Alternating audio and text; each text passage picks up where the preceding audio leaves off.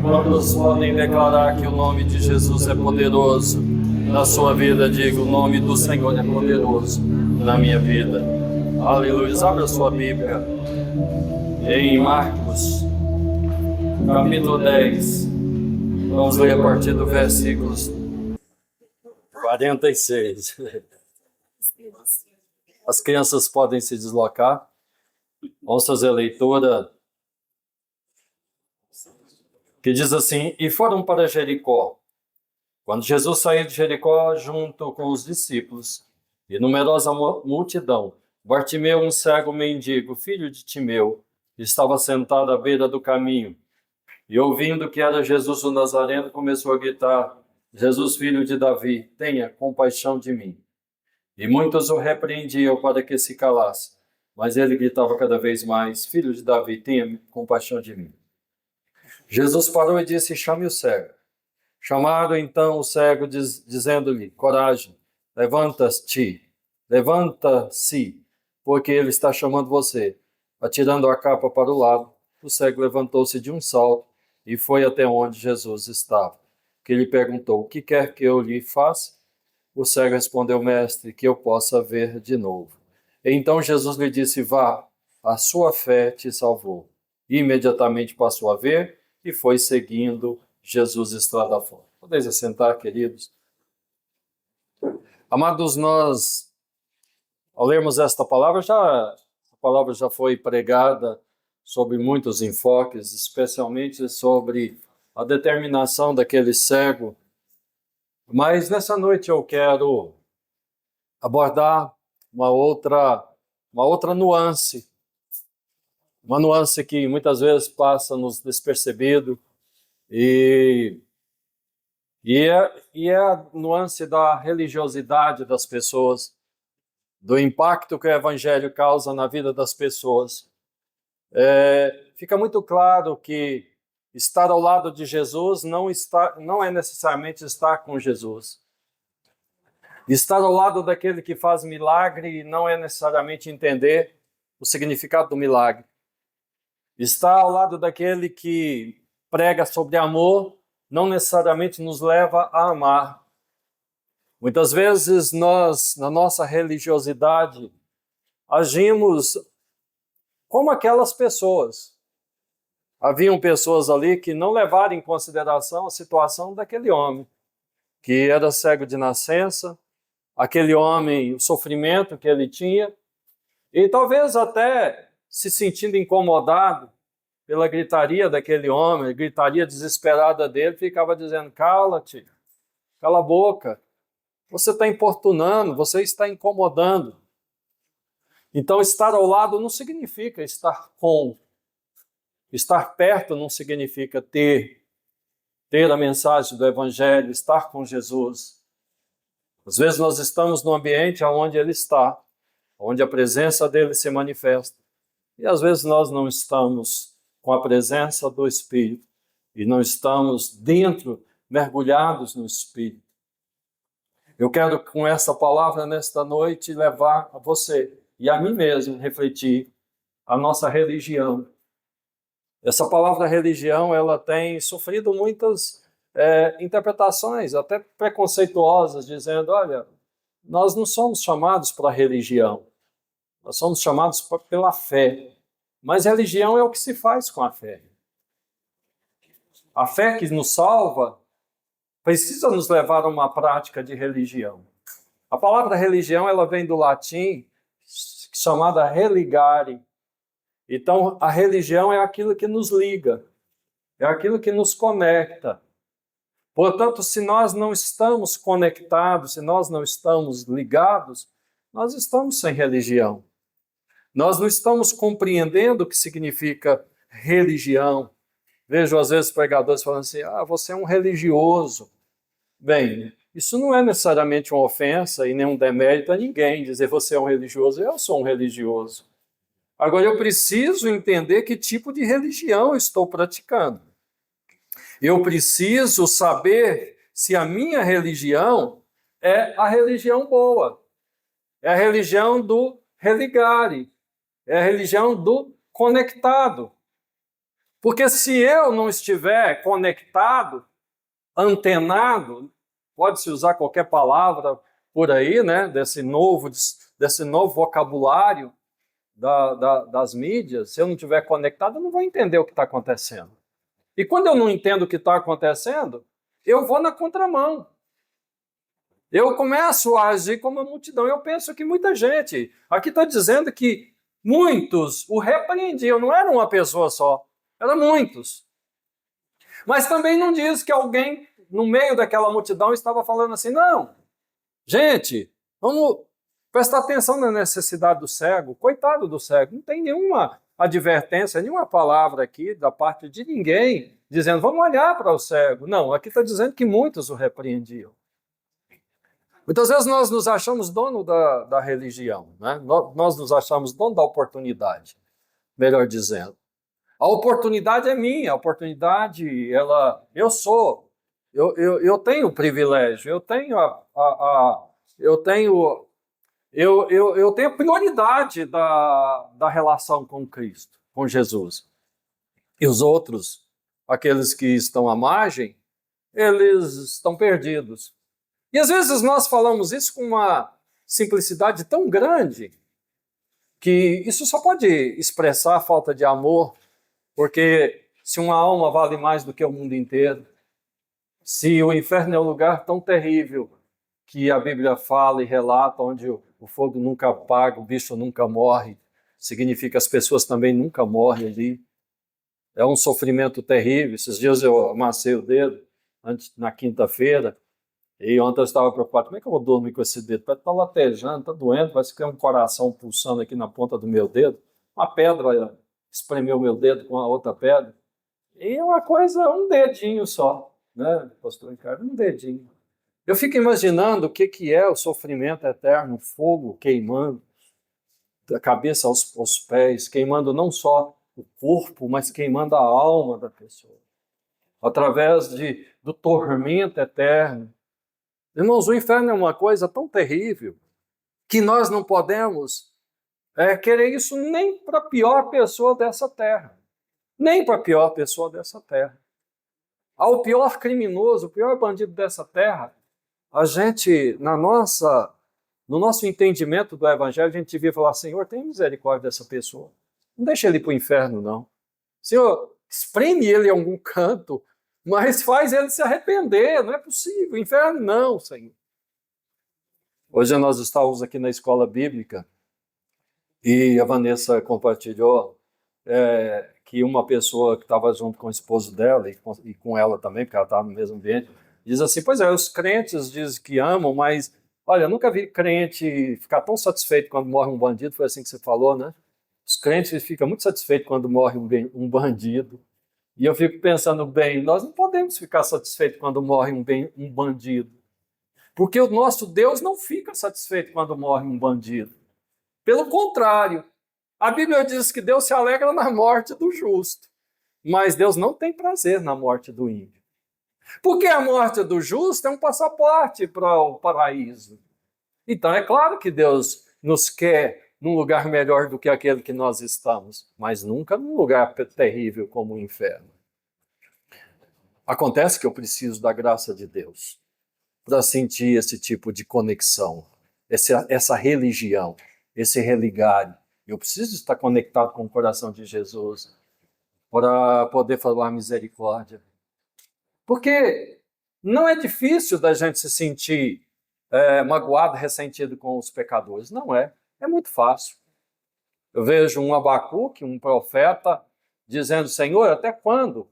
Até quando, Senhor, clamaremos justiça, Senhor, e o Senhor não vai ouvir? Até quando nós vamos pedir que o Senhor intervenha contra o ímpio e o Senhor não faz nada?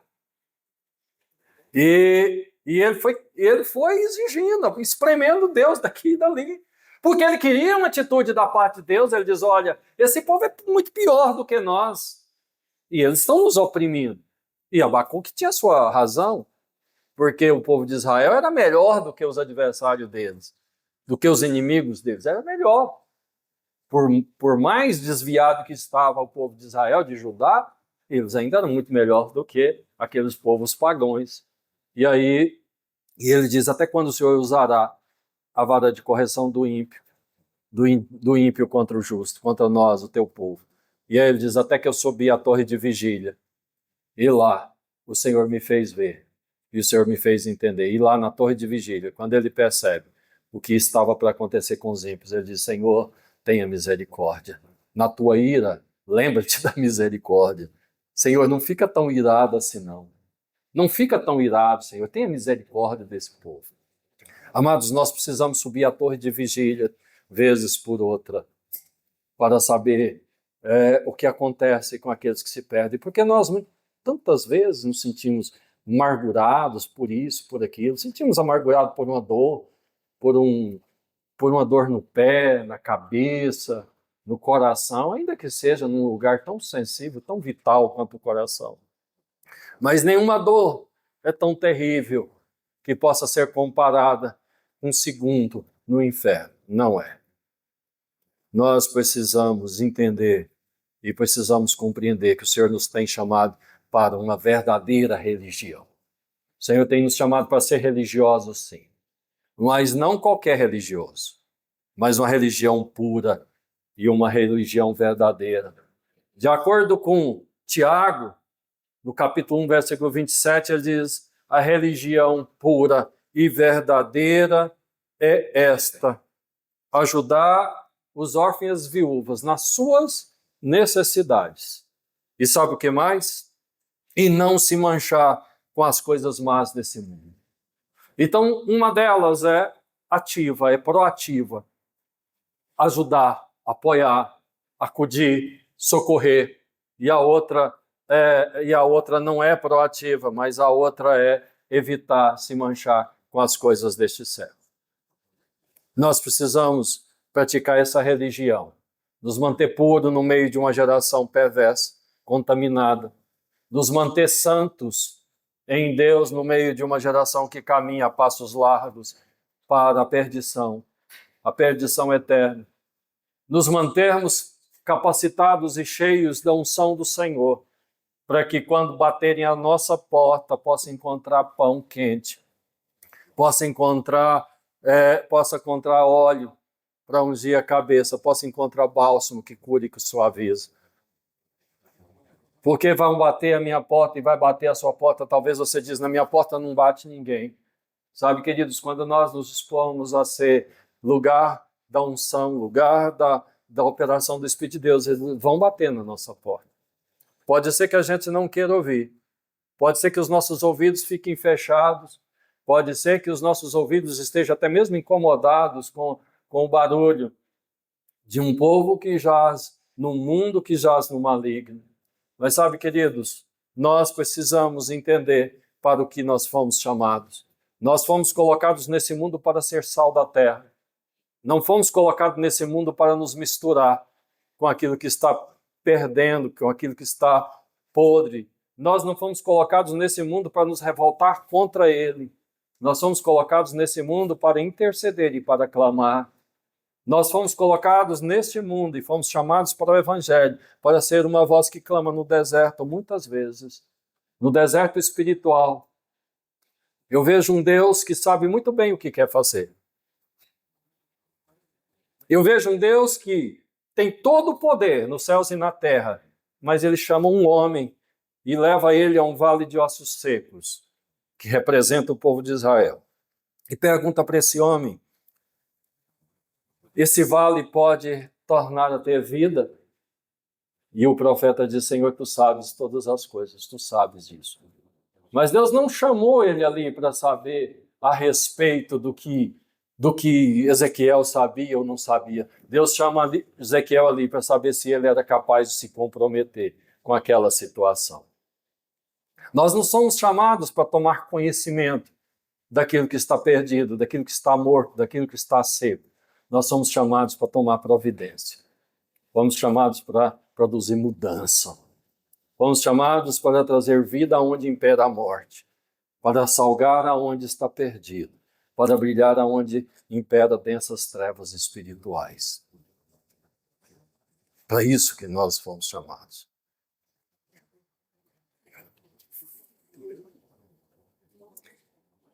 E quando Ezequiel diz, Senhor, tu sabes, então ele diz, profetiza. Profetiza sobre esse vale de ossos secos. E então o profeta começou a dizer, vale de ossos secos, volte à vida. E quando ele profetizou, começou osso com osso a se ligar, e as juntas foram se conectando, os ossos foram conectando, os nervos, os músculos foram cobrindo aqueles ossos, e eles voltaram à vida. Amados, muitas vezes nós queremos que Deus faça coisas, e ficamos dizendo, Deus, faça isso, Deus, faça aquilo, Deus, faça aquilo outro. Mas Deus não nos chamou simplesmente para ficar pedindo Ele para fazer as coisas. Às vezes nós pensamos que a religião é isso, pedir para Deus fazer a coisa. A pastora Vanil estava falando sobre intercessão. Intercessão é o ministério mais solitário que existe. Porque existe muito pouco intercessor. Você não vai achar muito intercessor. Porque o trabalho do intercessor é silencioso, ele é discreto. E poucas pessoas sabem que existe um intercessor. Pouquíssimas pessoas sabem que existe um intercessor. Porque normalmente ele não fala que é um intercessor. Somente quando você está ao lado dele. Quando você deita no quarto, numa cama ao lado da cama dele, você vai descobrir que existe um intercessor naquele lugar. Porque lá pelas altas horas da noite, ele levanta, dobra o joelho e começa a orar. Foi assim que eu conheci que minha avó era intercessora. Minha avó, Ana Soares, parente suano, Ana Soares da Costa. E ela intercedia. E eu dormia e acordava, minha avó estava orando. Eu dormia de novo, acordava, minha avó estava orando. Meu Deus, que lista comprida é essa que a minha avó tem para orar? Ela era intercessora. Mas eu acredito que ninguém na igreja dela sabia que ela era intercessora. Ninguém. Porque o ministério dela... Eu sabia que tinha um pastor Carneiro. Achava engraçado ela dizer, Deus, abençoa o pastor Carneiro. Ficava imaginando um homem branquinho, né? E depois eu fui ver, ele era branquinho mesmo, cabelo branquinho. Falei, bem, combinou, irmão. Minha avó falava desse pastor Carneiro. Eu era menino ainda. Depois vim conhecer na minha adolescência e na minha juventude. Homem de Deus. Amados, nós precisamos nos incomodar. Nós precisamos dizer, Senhor, está vindo um homem gritando ali, Senhor. Olha para ele. Eu acho que Jesus ficou demorando a atender, porque ele esperou que alguém se comovesse com a situação do cego Bartimeu. Eu acho que foi isso que Jesus demorou tanto.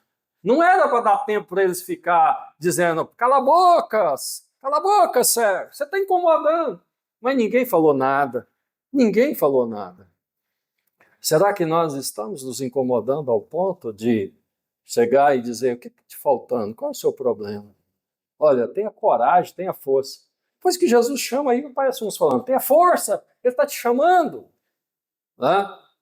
Mas queria ver alguém dizendo assim, na hora que alguns estavam gritando, cala a boca, alguém dizendo, tenha força, tenha coragem. Não escuta essas pessoas, não. Continua a gritar, porque o mestre vai te ouvir. Continua, não desista.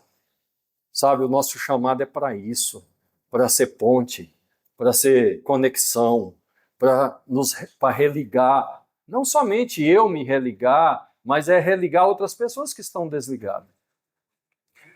Eu passei muitos anos, mais de 40 anos, assim, calado em relação a um parente nosso, um membro da nossa família, ainda ali por volta dos 20 anos, isso mais de 40 anos atrás.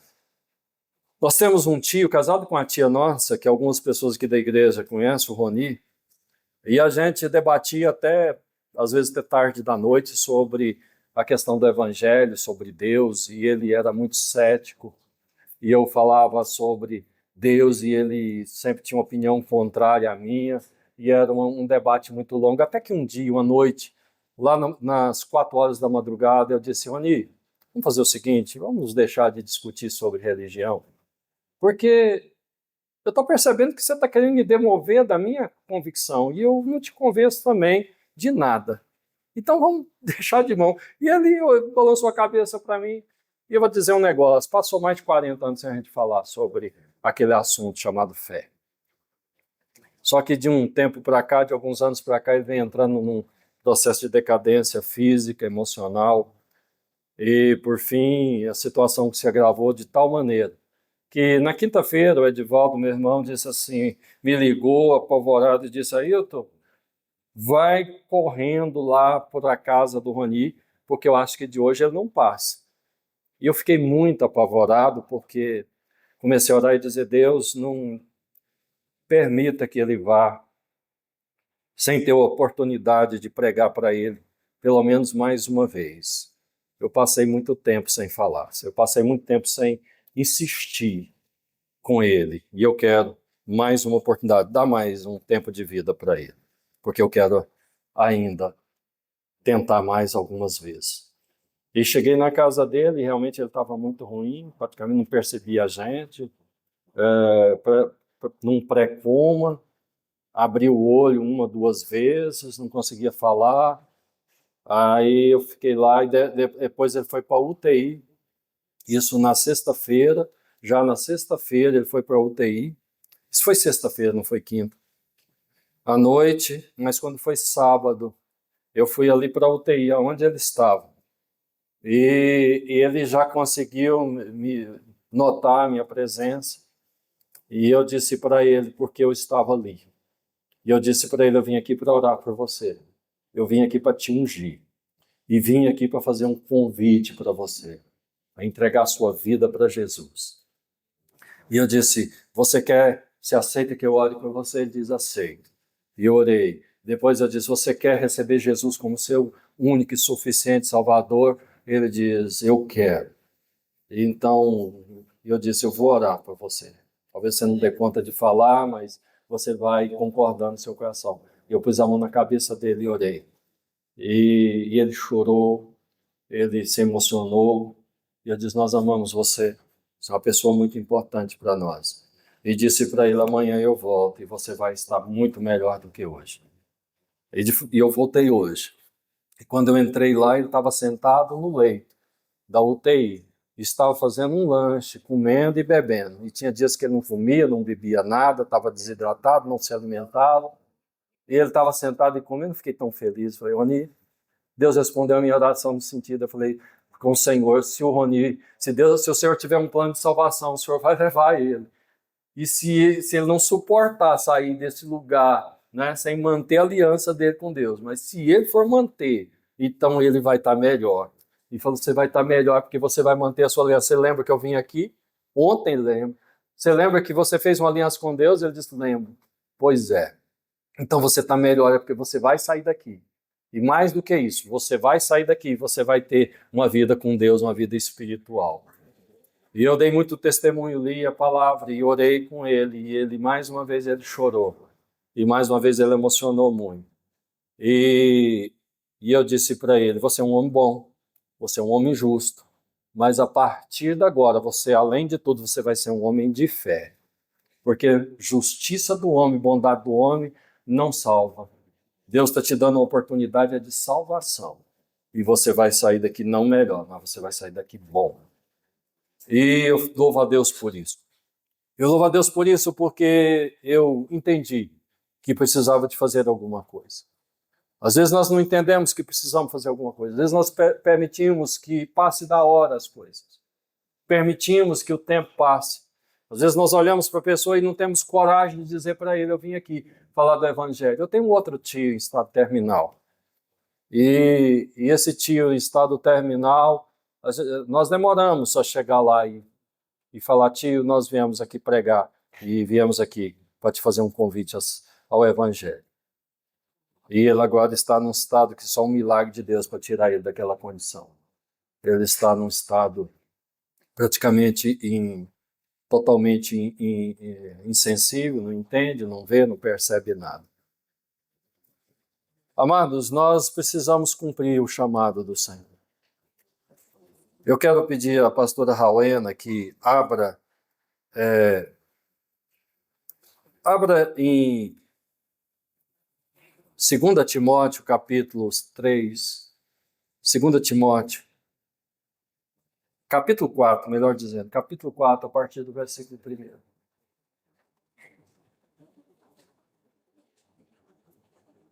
É Paulo exortando a Timóteo, dizendo: eu te exorto diante de Deus e de Cristo Jesus. Ele está fazendo uma exortação solene com Timóteo, que há de julgar os vivos e os mortos pela sua vinda e pelo seu reino. prega a palavra, insista, a tempo e fora de tempo.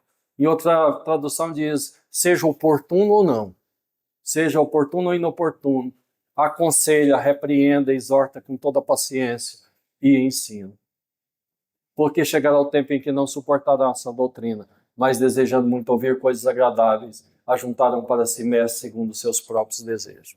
Sabe, queridos, é Paulo dizendo para Timóteo, Timóteo, olha, eu faço uma exortação solene, pregue a palavra, a tempo e fora de tempo, não perca a oportunidade. Sabe, querido, às vezes nós reunimos e falamos de tantas coisas, conversamos sobre amenidades, conversamos sobre futebol, conversamos sobre política, conversamos sobre o Irã, sobre o Iraque, sobre os Estados Unidos, sobre a guerra, conversamos um tanto de coisa, mas quantas vezes nós não chamamos as pessoas dizendo, olha, vamos tirar um tempo? Eu quero ler a palavra do Senhor aqui. Mesmo que a pessoa diga, não é momento de Bíblia aqui, não é momento de oração. Nós precisamos entender que todo tempo é tempo para pregar. O apóstolo Paulo, a tempo e fora de tempo, seja oportuno ou não. Às vezes nós ficamos, eu vou procurar uma data mais oportuna, vou procurar um momento mais oportuno, e esse momento nunca chega. E quando você percebe, passou da hora, você já não pode mais pregar.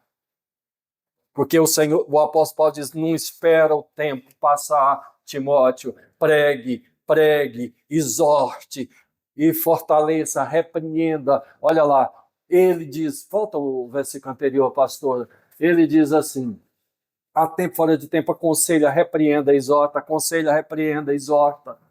Às vezes nós vamos aconselhar, não vai dar certo, então nós vamos repreender, não deu certo, exorta.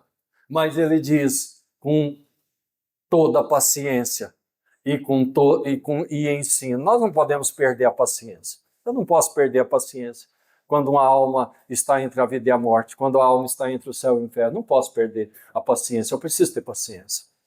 Eu preciso perder.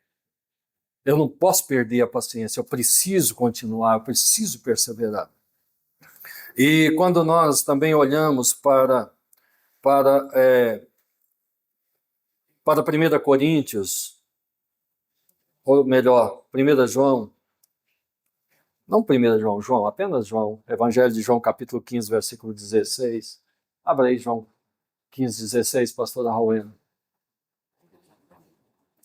Não foste vós que me escolheste, pelo contrário, eu vos escolhi e vos designei a ir e dar fruto.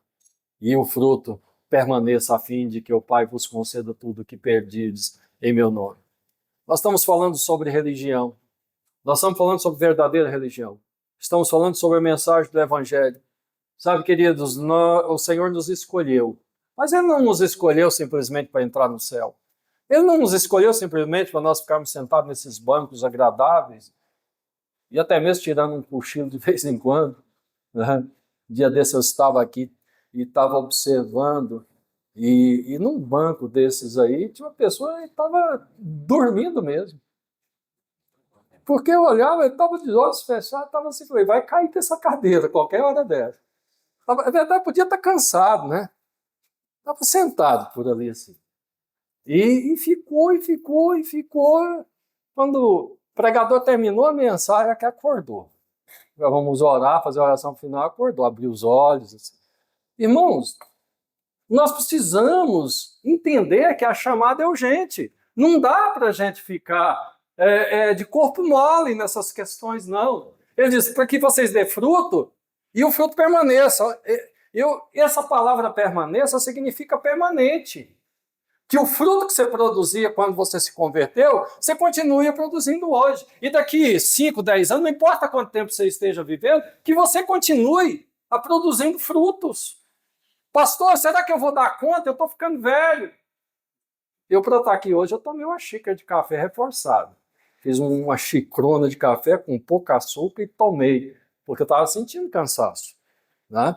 Às vezes é cansativo. A gente começa, fim de semana para mim e para a Rosane não é brincadeira. Não é brincadeira, não. Ontem nós tivemos uma reunião com um discipulado lá, aí levantamos cedo, eu levanto de madrugada, eu lá, depois veio para a escola dominical, depois já emenda esse negócio na UTI, e pessoas lá em casa, né? Algumas pessoas, e depois lá UTI, depois eu venho. Aí eu preparei uma mensagem lá no notebook, eu pensei que tinha salvado, não salvei nada, não consegui abrir aqui. Mas o que eu queria pregar era isso. O que importa é isso. Ficou para lá. Falei, agora o Senhor vai assim mesmo. Né? Vai com aquilo que o Senhor colocou no meu coração. E o que o Senhor colocou no meu coração, queridos, é que existe uma urgência no Evangelho. O vosso fruto seja permanente. Permanente. Que ele permaneça. E sempre dá frutos. Sempre dê frutos. Sempre que alguém vier procurar em você, ele acha fruto. Sempre acha fruto, sempre acha acolhimento, sempre acha uma palavra da parte de Deus, sempre acha você com disposição de impor as mãos, orar, expulsar demônio, curar os enfermos, porque é isso que o Senhor nos manda fazer, ir por todo mundo, anunciar o evangelho a toda criatura, ora pelos enfermos, expulse os demônios, cure os enfermos. Eu oro todos os dias pedindo, Senhor, que isso se cumpra na minha vida, que eu coloque as mãos sobre os enfermos e seja curado. Senhor, que a palavra que esteja na minha boca tenha autoridade para convencer o pecador. Senhor, que os demônios saiam. E depois, quando o evangelho, eu estou frutificando no evangelho, sabe o que acontece, queridos? Olha ali, no finalzinho, o que está escrito. Permaneça, a fim de que o Pai vos conceda tudo quanto pedirdes em meu nome. Quando o evangelho funciona na minha vida, tudo que eu peço ao Pai, Ele faz. Eu sei que o Evangelho está funcionando. Eu sei que eu estou religado. Eu sei que eu estou conectado, porque eu sei que há uma resposta à minha oração. E quando a minha oração não tem resposta, eu começo a ficar apavorado. Eu não sei se você usa esse termômetro da fé, da religião, mas eu uso. Quando eu vejo que as minhas orações estão ficando sem resposta, me incomoda de tal maneira que eu começo a pedir misericórdia, Espírito Senhor, onde é que o Senhor está? Eu quero resposta para as minhas orações. Eu quero respostas, porque a palavra está dizendo que Ele vos conceda tudo, tudo quanto pedirdes em meu nome. Mas quantas vezes nós não temos sequer coragem de pedir? Porque quando nós não nos comprometemos com as pessoas, como é que eu vou ficar pedindo coisas para mim? Ontem eu estava dividindo com o discipulado, que nesses dias o Senhor tem falado muito forte ao meu coração sobre esta verdadeira religião que é amparar as viúvas e os órfãos. Eu estava dizendo para eles, tem um grupo de pessoas idosas na nossa igreja. Ainda não são tantas pessoas, mas tem algumas. Tem um grupo de pessoas enfermas na igreja que não conseguem mais se deslocar das suas casas para o templo. E como elas não conseguem vir, o que a igreja tem que fazer? É ficar esperando? É esperar elas morrerem? É ficar esperando que um dia elas consigam vir? Não, a igreja tem que ir aonde elas estão. A igreja tem que ir onde essas pessoas estão. Os idosos que não conseguem mais vir à igreja, a igreja precisa de ir até eles. A igreja precisa chegar lá. E não é assim esporadicamente, mas a igreja precisa de ir até onde eles estão constantemente. Isso precisa ser uma atitude, precisa ser um ministério, porque mais gente vai ficar idosa aqui. Daqui a pouco não são 3 ou 4, daqui a pouco são 10, 15, 20, porque o povo de Deus vive um tempo maior. A minha mãe tem 83, vai fazer 84 agora em junho. Sabe, ela vem porque tem filhos que põe ela no carro e traz, porque senão ela não vinha mais, não teria condição de ir à igreja. E nem sempre ela vem, ou ela queria estar aqui hoje, mas a saúde dela não permitiu que ela estivesse aqui hoje. E como nós vamos fazer? Precisamos ir aonde eles estão. Ah, pastor, você vai. Eu vou, mas eu não consigo atender a todos. Você precisa entender qual é o chamado do Senhor. Você pode fazer isso. Você pode ir aonde eles estão. Você pode levar uma palavra. Você pode orar. Você pode cantar um hino com eles. Você pode ministrar na vida destas pessoas. Porque há ministérios que podem ser realizados aqui por pessoas que estão aqui. Há pessoas perdidas. Às vezes nós nos incomodamos quando olhamos para os bancos e dizemos, esse banco está vazio, aquele está vazio, aquele outro está vazio, aquele outro está vazio. Mas às vezes nós ficamos pensando, o que está acontecendo com a igreja? Parece que tem alguma coisa errada com a igreja. E nós às vezes não falamos, parece que tem alguma coisa errada comigo, porque eu não trouxe ninguém para essa igreja no último ano. Há 2 anos eu não trago ninguém a essa igreja, há 3 anos eu não trago ninguém a essa igreja, porque é ovelha que gera ovelha. Ovelha gera ovelha.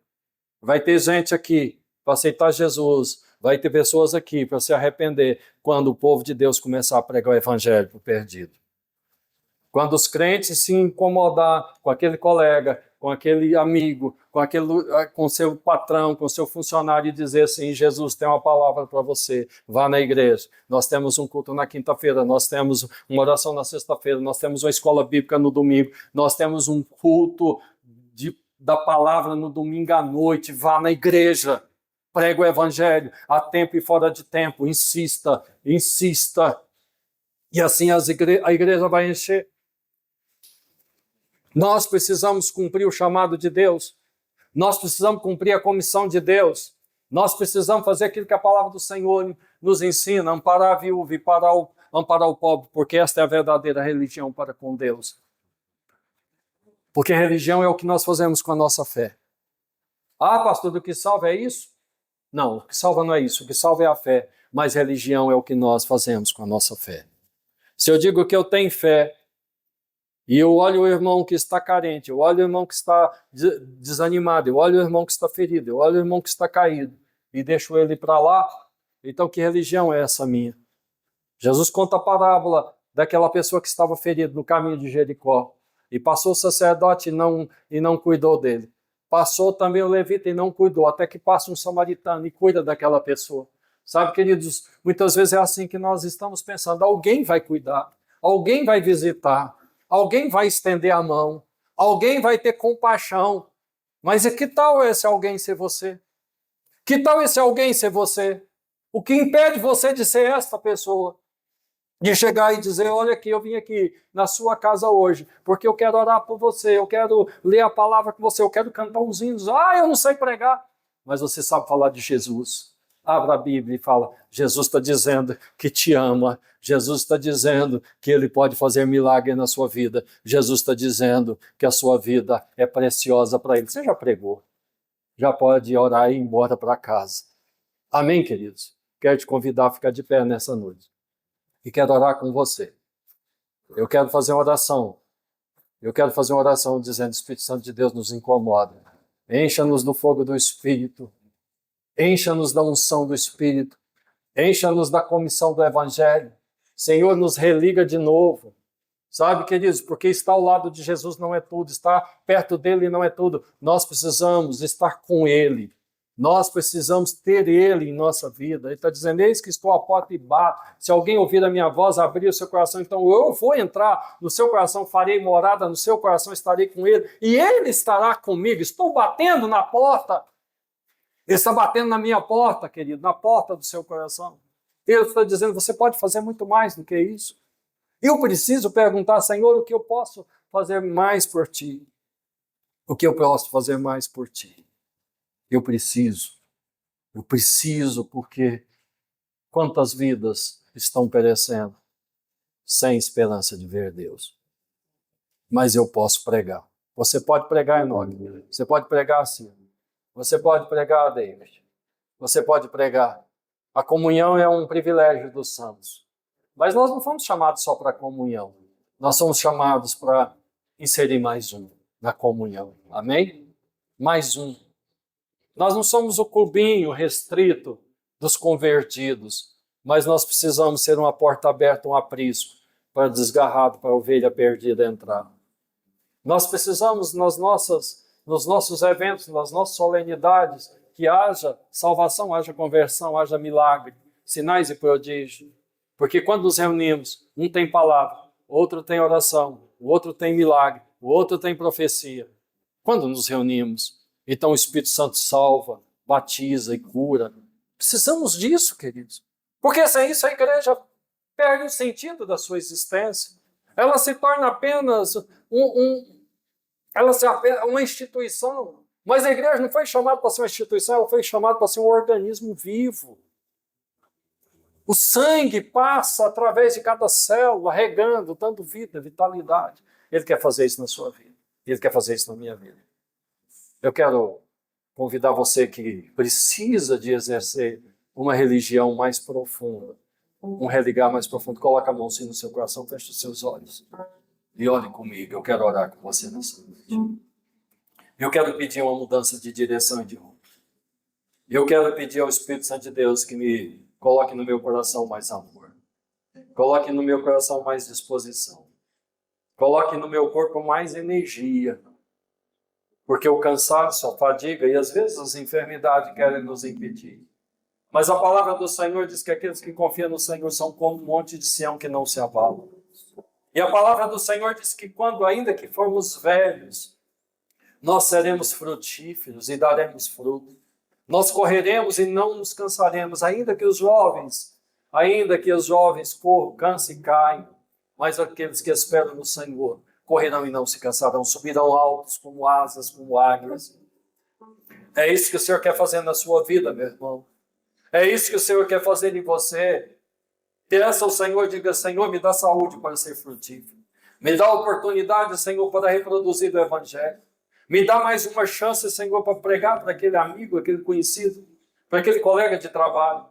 Dá-me, Senhor, mais uma oportunidade para pregar para aquele parente que está desviado, Senhor, está no pecado, está caminhando para a morte. Dá-me mais uma oportunidade verdadeira, que você não vai desperdiçar. Faça um compromisso com Deus. Faça um compromisso com Deus.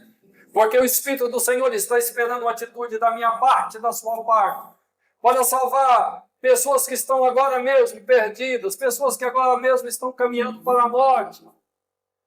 E que os nossos lábios deixem de ficar pedindo sentença e comece a pedir misericórdia. Misericórdia, Senhor, para este país. Misericórdia, Senhor, para aqueles que estão praticando violência. Misericórdia, Senhor, para aqueles que estão praticando roubo, furto. Misericórdia, Senhor, para aqueles que estão na prostituição, no adultério. Misericórdia, Senhor, para aqueles que estão no homossexualismo. Misericórdia, Senhor, para aqueles que estão, ó Deus, vivendo um tempo de incredulidade. Que eles tenham oportunidade de ouvir. E que haja boca, Senhor, e que haja lábios que proclamam o Evangelho, e que haja pastores que vão atrás da ovelha desgarrada, atrás da perdida, que traga no ombro, que tenha azeite e coloca nas feridas, que tire os carrapichos e que recolhe a perdida, a desolada, a ferida, aquela que está dilacerada, Senhor. Que haja óleo e azeite, Senhor, nos nossos odres. Que haja, Senhor, vinho. Que haja alegria do Espírito em nós. E através de nós seja manifestado a palavra de salvação. E que a autoridade do Teu Espírito flua através das nossas vidas. Impactando, Senhor, o perdido. Impactando aquele que está em trevas, Senhor. E que os olhos deles se abrem. E que os ouvidos dos surdos ouçam. Daqueles que têm comichão nos ouvidos e daqueles que não conseguem mais ver o Senhor. Que nós não sejamos, Senhor, ó Deus, conselheiros importunos, que nós não sejamos, Senhor, amigos importunos, mas quando chegarmos, Senhor, que a palavra do Senhor flua através da nossa boca. E que o alento do Espírito e que o conforto do Espírito flua através das nossas bocas, dos nossos lábios. Porque aquilo que nós temos ouvido do Senhor, junto ao Senhor, nós também podemos e possamos ensinar. Pai, nos ensina a viver o Evangelho verdadeiro. Ensina-nos a amar, Senhor. Ensina-nos, Senhor, a perdoar. Ensina, Senhor, a entender a mensagem do Evangelho, a mensagem da cruz. Ensina-nos, Senhor, a decifrar, Senhor, o choro do perdido, Senhor, ouvir o ranger de dentes daqueles que estão, Senhor, caminhando para a morte. Pai, abre os nossos olhos e, sobretudo, abre o nosso ouvido, porque nós queremos ouvir a Tua voz. Mas nós também queremos ouvir a voz, Senhor, o balido da ovelha ferida, da ovelha perdida, e queremos ter a disposição para buscá-lo, para trazer de volta para a cruz. Essa é a minha oração. É a oração da tua igreja, nesta noite, no nome de Jesus. Adore o Senhor com cântico. Logo após nós estaremos dando os avisos finais em cena. Deixa-me a vida.